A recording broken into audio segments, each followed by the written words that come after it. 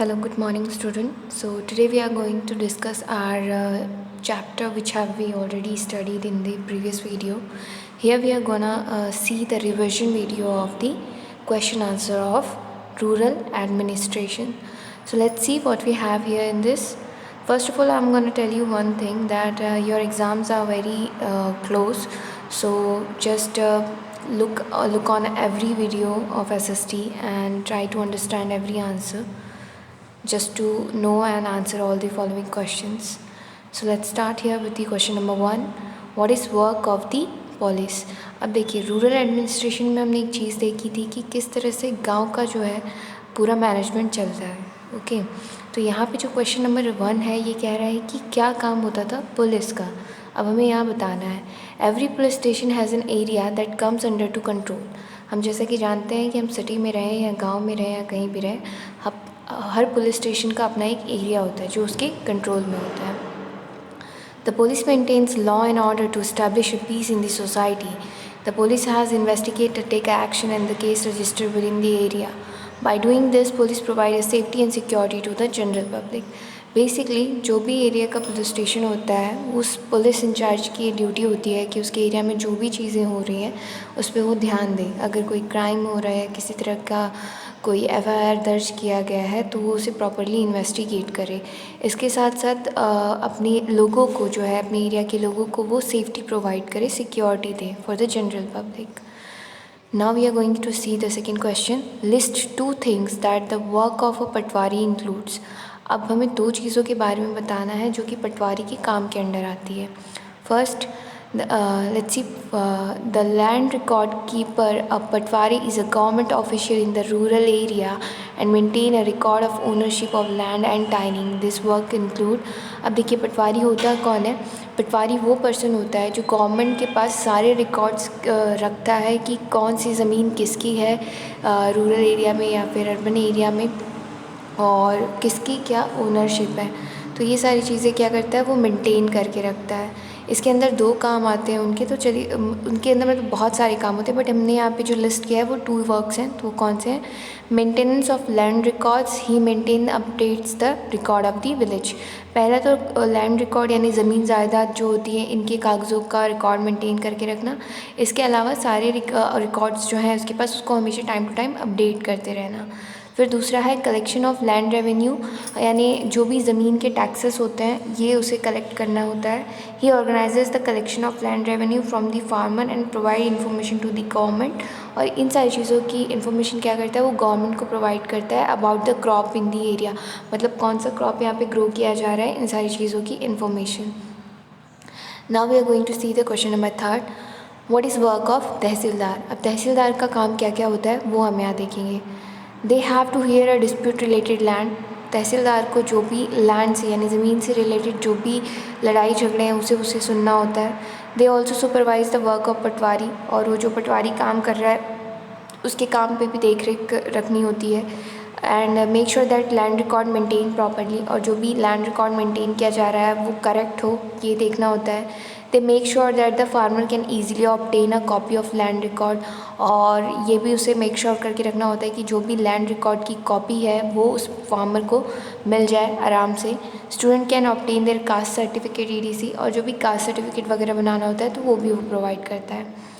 अब हम देखेंगे question number 4. What issue in the poem trying to raise. Do you think this is an important issue. Why. अब देखिए ये जब चैप्टर हमने पढ़ा था वहाँ पे एक पोएम थी, तो उस पोएम में एक इशू को रेज करने की कोशिश की गई. तो वो क्या है वो हम यहाँ पे देखना चाहते हैं. The poem is raise the issue of a right for a girl child. देखिए अब बेसिकली उस पोएम में जो है जो इशू रेज किया गया है वो राइट्स हैं यानी एक लड़की के अधिकार के बारे में गर्ल चाइल्ड के लिए. A girl should be treated equally in the society. यानी लड़कियों को भी समानता से ट्रीट करना चाहिए. There is a gender based discrimination when it comes to the case of inheritance of property.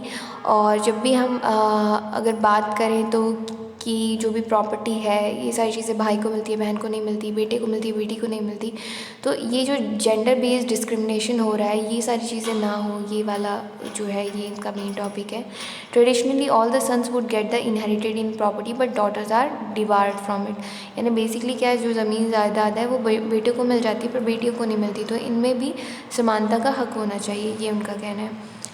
This is an important issue because women also work equally in the farm. क्योंकि ये एक बहुत बड़ा इंपॉर्टेंट इशू है, क्योंकि लड़कियां भी जो है इक्वली काम कर रही है, but this seldom get ownership of the farm.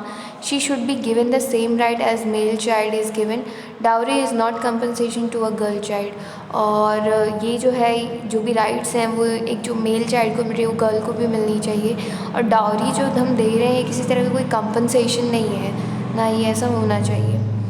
अब हमारा जो 5th क्वेश्चन है वो क्या है, in what ways are the work of panchayat that you read about in the previous chapter and work of the patwari related to each other. अब ग्राम पंचायत का जो काम है और बेसिकली पटवारी का काम जो है वो किस तरह से एक दूसरे से रिलेट करता है, हमें ये बताना है। Patwari organizes the collection of land revenue from the farmer and provide information to the government about the crops grown in the area.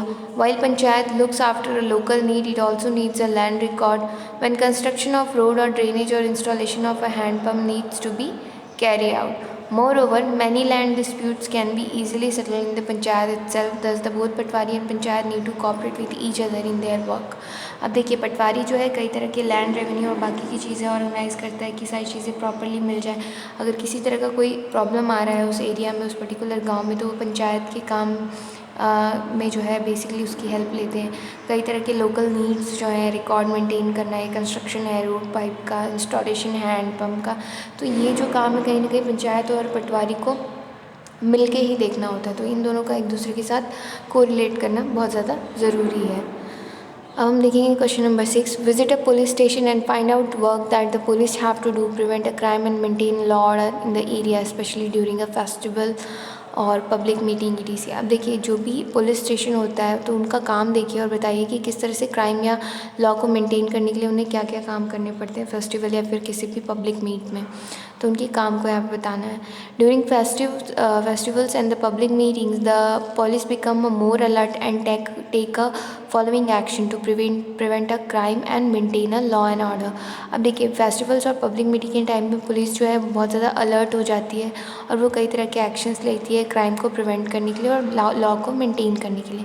अब वो कौन कौन से हैं वो देखते हैं। CCTV cameras are installed in the area for different places to keep a watch on the activity of the people। CCTV को क्या किया जाता है, इंस्टॉल किया जाता है पूरे एरिया में भीड़ भाड़ वाले, जहाँ पे लोगों पे नज़र रखी जा सके जिससे। Presence of police also sets some fear in the mind of criminals and to control the mob there barricade and the area. और पुलिस की जो प्रेजेंस रहती है वो कहीं ना कहीं जो क्रिमिनल्स हैं उनके माइंड में उसका डर रहता है, तो वो कहीं ना कहीं कंट्रोल करते हैं बैरिकेड से पूरे एरिया को। Proper lighting and the information booth help people to if someone is separated from the family during religious festival और public meetings। तो कहीं ना कहीं जो प्रॉपर लाइटिंग और इन्फॉर्मेशन बूथ है ये सारी चीज़ें अगर होती है तो कोई भी रिलीजियस अगर मूवमेंट हो रहा है, अगर कोई जैसे बच्चा किसी का खो गया या कोई अपनी फैमिली से सेपरेट हो गया, तो इस तरह की चीज़ें में क्या करता है वो हेल्प करता है उन्हें पब्लिक मीटिंग्स में। Who is the charge of all the police station in a district, find out.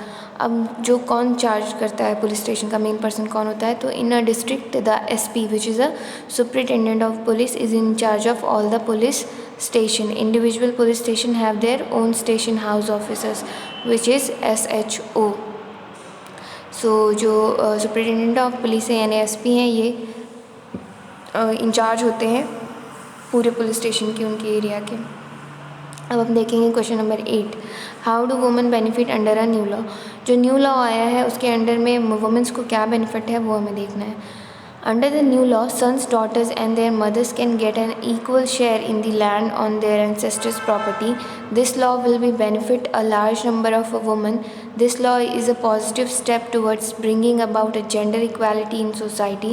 This gives a empowerment to the women। अब देखिए जो नया लॉ आया है उसके अंदर जो भी मदर हैं, डॉटर्स हैं या सन्स हैं, सभी को क्या है इक्वल शेयर मिलेगा लैंड प्रॉपर्टी उनके एंसेस्टर्स की उसमें। और ये जो लॉ है कई सारी औरतों को इससे बेनिफिट मिला है। ये लॉ जो है कहीं ना कहीं पॉजिटिव स्टेप रहा है जिसने जेंडर इक्वालिटी को लेके आया है सोसाइटी में। सो कहीं ना कहीं ये वुमेन के लिए काफ़ी ज़्यादा एम्पावरमेंट का काम किया है। In your neighborhood, are there women who own a property? How would they acquire it?